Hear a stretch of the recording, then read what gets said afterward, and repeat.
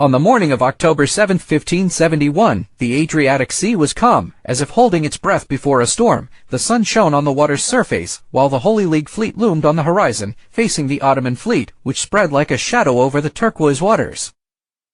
This confrontation was more than just a battle, it was a war between two great powers, between the Crescent and the Cross, between the will to conquer and the quest for survival.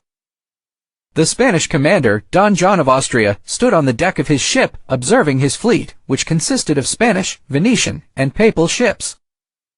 In contrast, the Ottoman commander, Ali Pasha, oversaw the formation of his formidable fleet, supported by the experienced sailors of the Mediterranean and fighters born to live and die among the waves.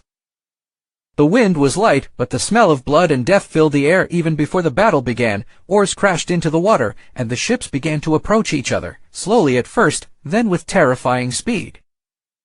Everyone knew this wouldn't just be a battle of cannons, but a battle of man against man, sword against sword, soul against soul.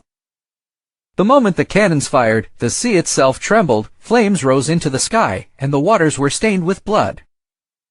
Ottoman ships stormed the front lines, transforming the vessels into floating battle platforms. Ottoman archers fired arrows and gunfire, while Spanish and Venetian soldiers stormed the ships with swords and daggers. On the deck of one of the Ottoman ships, a soldier named Murad Reis, a skilled sailor, fought fiercely against the Spaniards who had jumped onto his ship. His sword glinted in the sun, and his eyes saw only the enemy ahead.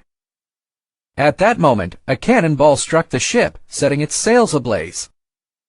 On the opposite side, Miguel de Cervantes, a young Spanish soldier, fought amidst the chaos. Little did he know that this battle would change his life, and that he would be injured and paralyzed in his left hand.